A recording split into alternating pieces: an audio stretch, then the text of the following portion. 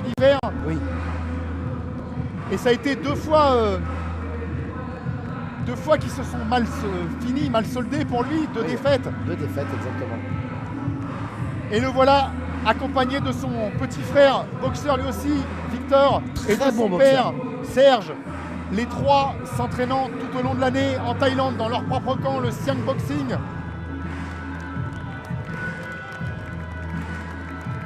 Antoine, tout sourire.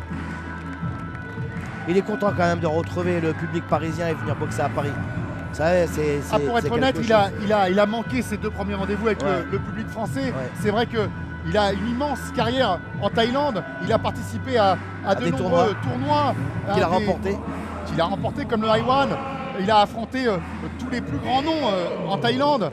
Et puis, malheureusement, on l'avait découvert en France, notamment à travers des reportages passés sur des grandes chaînes hertziennes, la première chaîne notamment, dans l'émission 7 à 8, pour ne pas la nommer. Ah, effectivement, c'est vrai. Il y avait eu, on va le dire aussi, sur M6, il y avait eu un bon reportage. Un sujet de Bernard de la Villardière qui leur avait été consacré. Bref, on avait été curieux vraiment de les découvrir. Et puis, quand il était arrivé à Paris, lui aussi a connu ce qu'a connu un peu Damien Lamos dans le combat précédent. Il était très thaïlandais, trop thaïlandais peut-être pour le public français, pour la boxe thaïlandaise française. Il effectue donc ce soir un retour en quelque sorte en France, à Paris de surcroît. Et un retour de grâce ce retour, André, il l'effectue contre une véritable légende. Saenchai est une légende thaïlandaise. Farid Vilom, puisque c'est de lui qu'il s'agit, est une légende française. C'est un des boxeurs les plus titrés en France et qui fait son retour aussi, qui n'a pas boxé depuis plus de 2 ans, suite et faute à une blessure. Et qui a 37 ans, toujours bien préparé, consciencieux, très discipliné. C'est très très bien préparé pour l'occasion. Et puis bon, comme vous l'avez dit, c'est une légende. C'est un des boxeurs français, un des Nakoumé français les plus titrés. Qui a boxé notamment, on était ensemble quand même, je ne sais pas si vous vous rappelez, contre Yotsen Clyde par 2 fois. Il a fait match nul quand même contre Yotsen Clyde. Il a boxé d'immenses champions thaïlandais et européens. C'est simple, quand on regarde son palmarès, on a vraiment l'impression, si on cachait le nom, d'être devant le palmarès d'un Thaïlandais. 125 combats, 118 victoires, 67 KO, 4 fois champion de France, 5 fois champion d'Europe, 7 fois champion du monde. Et puis attention, on n'a pas dans des fédérations mineures. Et le voilà, à 37 ans. Alors il s'entraîne depuis quelques années. Il a quitté le Phoenix Paris 13. Il a quitté ce club depuis quelques années pour aller s'entraîner avec Nicolas Subilo. Tim Bilo, ça le met sur scène. Le met sur scène, l'entraîneur actuel de Bobo Sacco. Ouais. Et ils se connaissent depuis de très nombreuses années, Nico et Farid, puisqu'ils se sont rencontrés en France et en Thaïlande. Donc ils ont un lien d'amitié qui est très fort, je dirais même fraternel, et ils s'entraînent ensemble depuis de nombreuses années. Voilà, Farid fait confiance à Nico, Nico fait confiance à Farid, c'est comme ça que ça marche. Et quel physique après 2 ans d'inactivité. Même un peu plus. Ans, même un peu plus. 37, je ne vais pas lui donner un an de plus. 37 ans. Non, mais d'inactivité. Un peu plus de 2 ans. Non, c'est moi qui disais. Pardon. Quel physique, affûté, préparé. Ah oui, toujours. Farid, il comme est sérieux. À ses plus belles heures.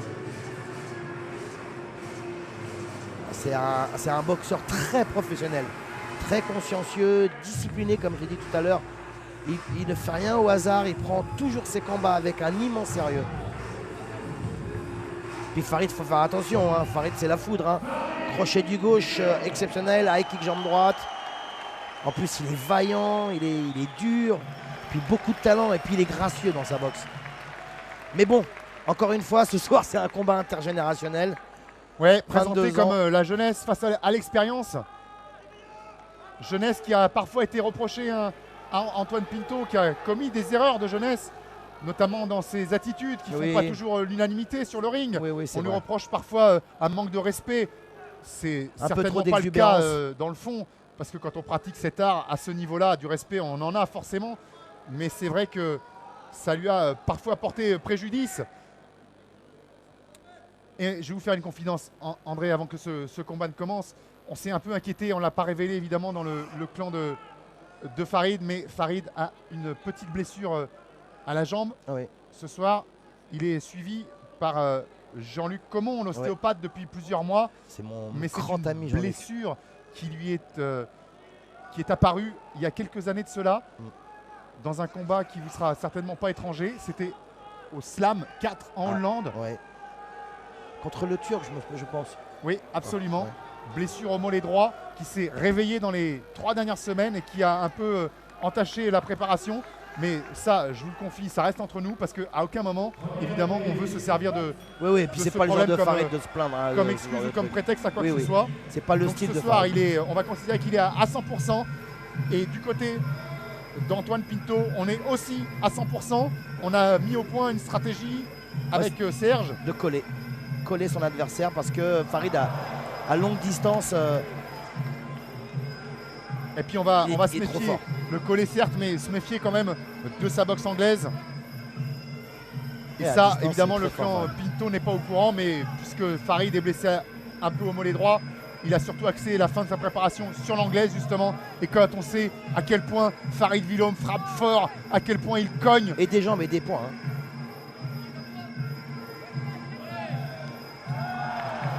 Petit balayage à l'intérieur. Il a l'air très en forme, Antoine Pinto. Hein. Très affûté, très en forme. Alors Et puis- affûté, il a eu lui aussi quelques soucis. Alors ça concernait une centaine de grammes seulement, mais il a été obligé de faire 2 tentatives de peser. Il est allé courir hier alors que la salle était en train de se monter. On l'a vu avec sa sudisette, là, son survêtement en caoutchouc, faire des tours de salle. Et puis c'est passé tranquillement à la 2e tentative. Il est même ce soir, en tout cas pas ce soir, c'est pas évident, mais en tout cas hier à la pesée il était finalement plus léger de 200 grammes par rapport à Farid. Mais enfin tout ça se tient, se vaut. Et le problème pour Farid, ça va être bien sûr l'âge, ça va être surtout l'inactivité, Ouais, retrouver surtout les l'inactivité. marques, Ouais. les sensations, les automatismes. Oh là là là là. Alors que chez Antoine Pinto, on a bien sûr été conscient de cette lacune et on essaie dès le début du combat de mettre la pression, d'engranger des points et de faire douter Farid. Puis Antoine Pinto boxe régulièrement, hein, puisqu'il est exilé en Thaïlande, mais il boxe très régulièrement. Et puis on le répète tout le temps, il n'y a pas mieux que de boxer sur le ring, quoi. Je veux dire, l'entraînement c'est important, mais la pratique du ring ça l'est encore plus. Donc l'inactivité de Farid va peser, je pense, sur le combat. Et on a salué le courage d'Antoine Pinto. Attention, là il est en train de se faire contrer, pris de vitesse par Farid Villaume.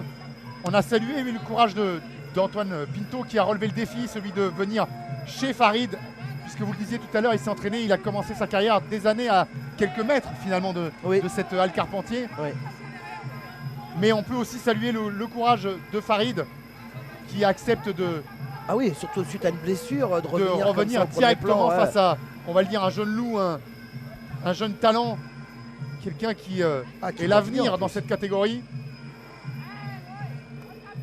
Et qui ce soir, André, ça n'est certainement pas pour vous déplaire, est très sérieux, très appliqué Ah oui, bien sûr. et très respectueux de son adversaire. Appliqué, sérieux, et puis la stratégie qu'il a mis en place avec son coin, donc son père, son frère et très certainement ses entraîneurs thaïlandais, elle est en train de porter ses fruits. Hein. En fait, il est en train d'embrouiller Farid. Je veux dire, il donne des coups un peu partout, à gauche, à droite, devant, derrière. Farid, il aime bien, vous savez, il aime bien construire son combat. Farid, c'est un diesel. Il aime bien construire son combat, il aime bien être précis, il aime bien être efficace, de mettre très peu de coups, mais au bon moment. Voilà. Alors que Antoine Pinto, là, il est en train de balancer des coups à gauche, à droite, devant. Il est en train d'embrouiller la boxe, de déstabiliser la boxe de Farid. C'est que le début, hein. C'est que le début du combat, mais il est bien Il va préparé, avoir Farid, hein. besoin, Vous savez comment il est préparé, Farid, là. Ouais, et Les abdos, sec de il est chez sec, vraiment, c'est un régal de voir un professionnel à cet âge-là, à 37 ans, être aussi en forme, aussi sérieux. C'est chapeau, hein, vraiment. Ah bah, il est très bien entouré et puis il faut le dire, vous l'aviez souligné tout à l'heure, André, la fédération est là évidemment pour prendre un soin tout particulier bien sûr, sécurité, bien sûr. de la santé des boxeurs. Et Farid, évidemment, à son âge, a subi des tests supplémentaires, des examens plus approfondis qu'il a évidemment tous validés, remportés. Et s'il est là ce soir, c'est qu'on a estimé au niveau médical qu'il était en pleine possession de ses moyens puis, et apte à se protéger. Il a une vie saine, hein, Farid. Hein. Il fume pas, il boit pas, il se repose. Vous voyez, je veux dire, il a une vie très saine. C'est pourquoi sa longévité dans la boxe. Hein. Il n'y a pas de mystère, les gens comme lui, comme Kamel Jemel, sont deux amis hein, dans la vie. Les deux s'étant retrouvés un soir de mars 2010 au Lumpini Stadium pour malheureusement échouer et l'un et l'autre dans la conquête d'une ceinture du Lumpini, soirée au cours de laquelle Damien Lamos s'était emparé de son titre de champion du monde WPMF. Du monde, exactement. Antoine, il est en train d'imposer son rythme, encore à corps aussi, hein, ça me surprend quand même. Hein.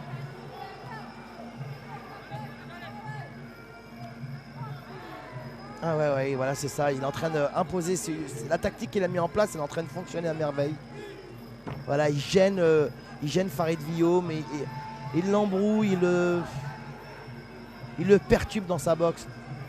Il avance. Belle esquive de Farid, hein. Très belle esquive sur le coup de coude. Vous parliez dans le combat précédent de la différence d'âge, les 10 ans qui séparaient Senchai de Damien Lamos. Mais là, André, c'est 16 ans, 21 ans pour Antoine Pinto, 37 ans pour Farid Villaume. C'est presque une génération qu'il y a entre ces deux garçons. Et franchement, pour l'instant, ça ne se voit pas. C'est bien, là, Farid, il avance. Et à 21 ans, Antoine Pinto a déjà une expérience monstrueuse. Il a affronté des garçons comme Sayok, Senchai Noi, Nopako, Nopala. Est-ce qu'il a gagné? Pas toujours. Ah voilà, c'est ça, c'est important de savoir aussi. S'il bat Sayok. Toujours, mais enfin, vous avouerez qu'on engrange quand même beaucoup d'expérience, même dans la défaite face à des garçons de cette valeur, des Bovy. Ah ouais, mais ce qu'il a gagné, c'est ça qui m'importe. Vous savez, quand vous battez des noms comme Bovy, Sayok, Kem, tous ces noms-là que vous m'avez... Là, franchement, c'est impressionnant, mais... C'est important d'avoir un palmarès où l'on gagne aussi. Enfin, pour le moment, il est bien. Mais enfin, c'est Farid qui avance. Ouh là là, il s'est fait contrer Farid. Attention. Vous savez, André, sur 147 combats, oui, parce qu'à 21 ans, il a quand même 147 combats. À 147 combats, et sur ces 147 combats, il a 111 victoires. Donc dans les noms que je vous ai donnés, c'est pas il va y en mal. avoir quelques-uns qu'il a accrochés quand même. C'est plus que pas mal. Aujourd'hui, il est classé dans tous les stadiums. Combien? Classé. Ah, c'est bien. Il est dans le top 10. Voilà. Ah, c'est extraordinaire hein, quand même. Hein. Bah, ça nous fait deux Français, un qui est champion et un qui est classé. C'est pas mal quand même. Hein. Pour une discipline qui soi-disant se porte plutôt mal. Mais au prix de quel sacrifice hein. Vous l'avez vu André, hein, ce sont des garçons qui vivent habitent là-bas, en Thaïlande, bien sûr, qui respectent exilés, hein. certaines contraintes, certaines conditions. C'est pas toujours des contraintes, mais en tout cas, mais ça reste quand même des ambassadeurs de la boxe française. Hein. Bien sûr. Même si ce soir, hein, on l'a vu, c'était une rencontre, une soirée France-Thaïlande et que pour la soirée, pour l'événement, Antoine Pinto est considéré comme un Thaïlandais. Alors son short, est-ce qu'il est bleu, blanc, rouge ou est-ce qu'il est sur les couleurs du drapeau thaïlandais? Non, c'est vrai, j'aimerais bien savoir. Je voulais lui demander à son père, mais j'ai pas osé. Ah, son père à la convoi de dos. Et le petit frère aussi très talentueux. Ah ouais, moi j'aime beaucoup son petit frère, il a une très belle boxe. Hein. D'ailleurs, honnêtement, on dirait un Thaïlandais lorsqu'il boxe. Hein. Ah ouais, lui aussi, à n'en pas douter, dans quelques temps, il va être classé. Il est jeune, hein, je crois qu'il a 16 ans en plus. Allez, et espérons que dans le coin de Farid Villaume, on ait commencé à retrouver donc ces fameuses sensations. Ah, il a mieux boxé dans la deuxième reprise là. C'est pour ça, on attend énormément de la prochaine.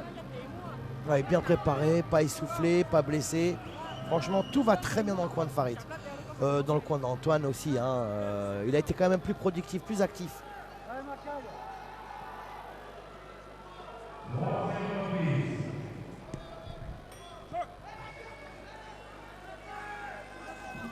Allez, Farid. Oh, encore balayage. Ah, pour l'instant, la stratégie mise en place par le clan Pinto fonctionne. Ouais, franchement, il n'y a rien à dire sur la stratégie. Attention au compte de Farid. Parce que vous savez, Farid, très beau retrait de buste. Farid, il peut abréger un combat à tout moment, à n'importe quel moment, avec son crochet ou son uppercut du gauche. Et surtout son high kick. Oh là là, le contre là avec le crochet du gauche de Farid qui est arrivé pleine mâchoire.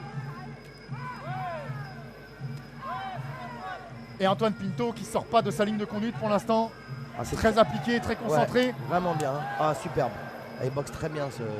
Ah ouais, mais en face, Antoine, hein. Quelle qualité dans la défense notamment. Ah oui. Ah bah Farid qui prend très très peu de coups, hein. Il a été balayé plusieurs fois mais il se protège très bien en même temps. Ah, ça strictement interdit. Strictement interdit de passer, de crocheter la jambe à l'intérieur, c'est strictement interdit. D'ailleurs l'arbitre, voilà, ah bah voilà, vous l'avez vu Kamel? L'arbitre l'a signalé, c'est interdit de crocheter son adversaire à l'intérieur. Parce que c'est du judo. On travaille à l'intérieur avec les supercuts de Farid. Ah ouais, on a vu Antoine Pinto décoller. Ah ouais, mais travaille encore à corps de Antoine. Oh, c'est pas oh là mal. là, oui, là c'est lui maintenant avec les genoux. Ah, c'est l'anglaise contre les jambes. Ah, il est là, hein. Il se jette un petit peu, Antoine. Attention au contre. Hein. Parce que Farid, même à 37 ans, ça reste un redoutable puncher. Ah, il n'est pas, voilà, il est pas dépité, pas désabusé. Tout va bien dans le coin de Farid. Hein. Ah oui, j'ai même envie de vous dire, André qui est en train de... Oh, attention là, à ne pas passer par-dessus les cordes et se blesser. J'ai même envie de vous dire qu'il suit largement la cadence imposée par le jeune. Ouais, très bien préparé Farid. Hein. Heureusement d'ailleurs. Hein. De toute façon, à ce niveau-là, ils ont plutôt intérêt à bien se préparer. Hein. C'est-à-dire, ça pardonne, la boxe ne pardonne pas. Hein. Une belle remise en jambe. Farid qui essaye de trouver la faille avec ses poings. Il essaye de trouver la pointe du menton ou le foie. Ah, on le voit là. Ah, ouais, ça shoot fort quand même. Hein, quand ouais, il ça balance shoot très fort. Ah, mais belle, belle saisie la Farid à l'intérieur. Allez, genoux. Oui. Ah, quelle projection. On est en train d'assister à un feu d'artifice final avec ce combat. C'est du très haut niveau. Ah, très haut niveau, c'est un niveau de champion. C'est technique, ça frappe fort. C'est une magnifique opposition de style. Et pourtant, quand les organisateurs du Best of Siam avaient annoncé ce combat, certains étaient sceptiques, dubitatifs. Moi le premier. C'est honnête de le reconnaître. Ah oui, moi le premier. Moi je connais très bien Farid depuis de très longues années. Antoine Pinto, je le connais, je parle très souvent avec son père, mais je connais très peu qu'à travers Internet, vous voyez. Mais j'avoue que j'ai été sceptique. Honnêtement, j'ai été sceptique. Et là, je suis agréablement surpris. Parce qu'il a été bien préparé, il est très bien coaché, la stratégie en place, elle fonctionne. Beau balayage. Mais attention, à tout moment, Farid, je vous le dis, hein, je le connais depuis de nombreuses années. Farid, il a un crochet du gauche dévastateur. Mais voilà, un petit jeune de 16 ans qui donne des conseils à son grand frère pendant le combat. C'est beau, hein. Ça marche en famille. C'est assez touchant, ouais. Oui, ça marche en famille. Hein. Ah, puis quand on parle avec le petit Victor, il a aussi une humilité, un respect. Quand on sait le talent qu'il a. J'ai parlé dans les vestiaires avec le papa de Antoine et il m'a dit qu'il était ravi de venir boxer en France parce qu'il sait que le public français, c'est un public de connaisseurs.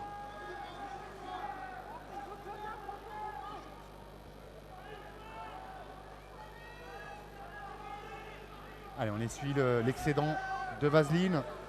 Et d'eau.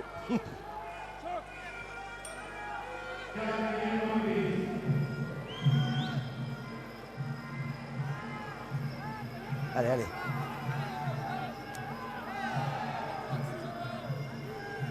Allez Farid, là, il faut un petit peu accélérer Farid. Voilà. Il faut aller un petit peu plus vite, il faut se relâcher. Il est un petit peu tendu Farid, c'est normal. Hein. Il n'a pas boxé depuis plus de 2 ans.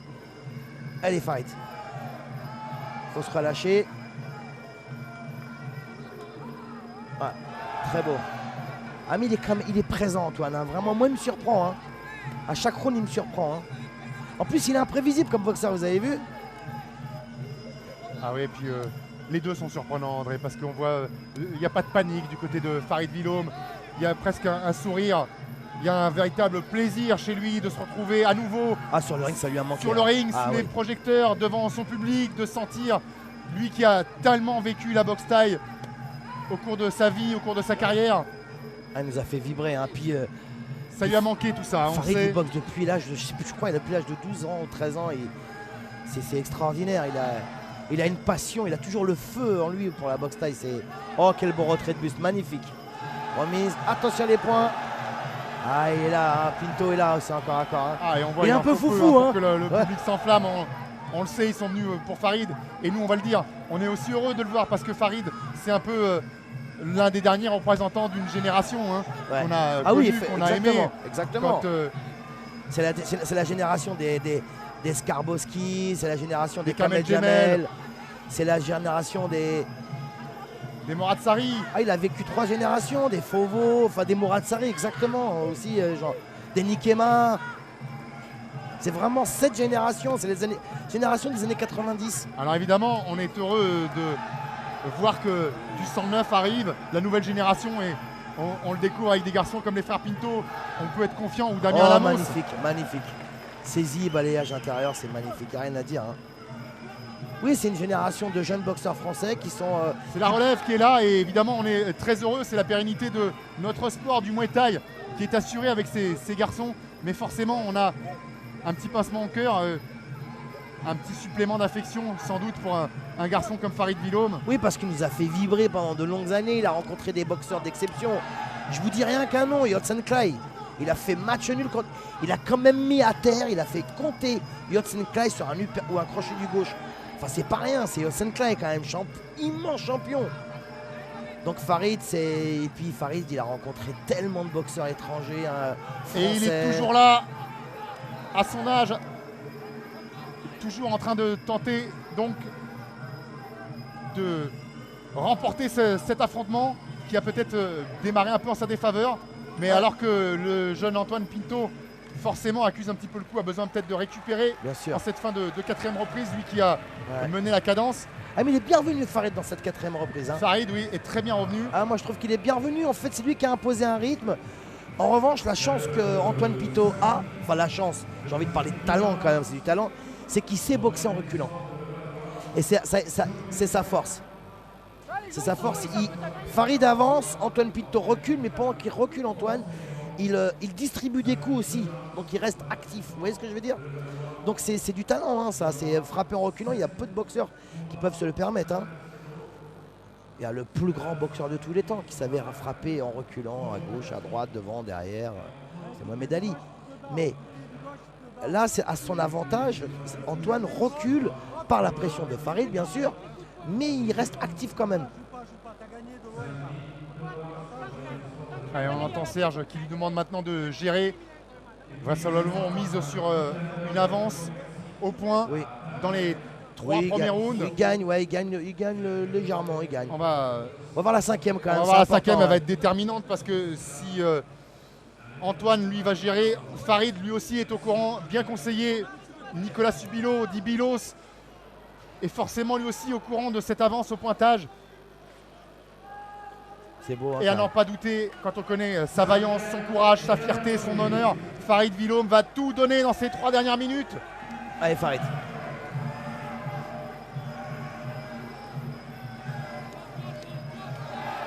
Ah, belle remise en low kick, belle remise en middle.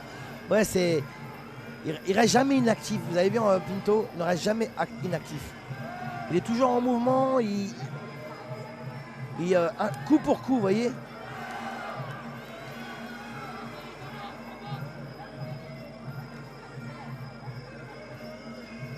Ah voilà, je cherchais à qui ressemble.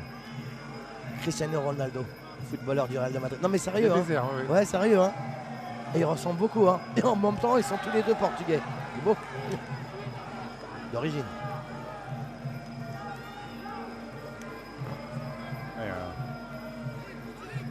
Évidemment. Évidemment. Et c'est vrai que. Et c'est vrai. Et Farid Vilom ressemble à Nicolas Cage. Et des faux airs, bien sûr. Hein. Parce que Nicolas Cage, il boxe beaucoup moins bien que Farid, ça c'est clair. Allez, toutes ces bien préparés, secondes, vous voyez comment ils sont bien préparés tous les deux. Ouais. Toutes ces secondes, elles sont à la défaveur de Farid qui a besoin de courir après le score. Exactement. Donc elles sont importantes. Allez Farid, distribue un petit peu plus. Ouf.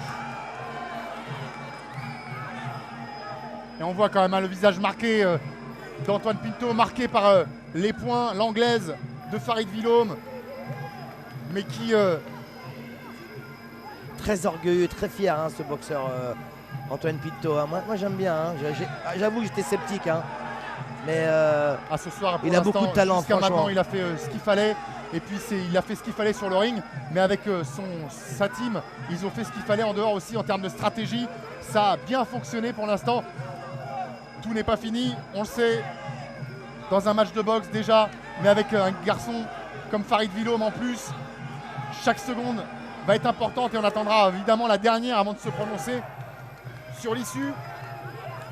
Il a été projeté pas mal de fois, Farid. Et c'est épuisant. Et puis ça marque des points aussi quand vous êtes projeté en Muay Thai. Hein. Alors cette blessure au mollet qu'on évoquait au début, évidemment on n'a pas vu ce soir, elle ne s'est pas vraiment traduite. Hein. Ah mais il ne montrera rien, Farid, hein. Trop fier, c'est un grand professionnel. Mais même s'il est blessé, il ne montrera rien. Mais oh là, attention quand même. Ah oui, parce que avec sa garde peu orthodoxe là, il tente un peu le diable. Ah, il est attachant ce boxeur quand même. Hein.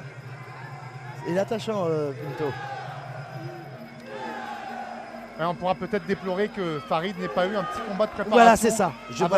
C'est ce qui lui a manqué. D'attaquer une telle pointure, parce qu'aujourd'hui, il faudra le reconnaître. C'est ce qui lui a manqué à Farid. Quelle que soit la décision des juges, et de vous à moi, André, on sera d'accord pour dire qu'elle ira très vraisemblablement en la faveur d'Antoine Pinto. Oui. Il manquait un petit quelque chose à Farid, mais pas grand-chose. Il lui manquait un combat de préparation. Voilà ce qui lui manquait à Farid. Avec un combat de préparation dans les pattes, ça aurait été un tout autre Farid. C'est normal. Hein. Mais ça n'enlève rien, absolument rien à ce qu'a fait Antoine Pinto lors de ses 5 rounds. Pas ses qualités, on ne parle pas des qualités d'Antoine Pinto. Hein.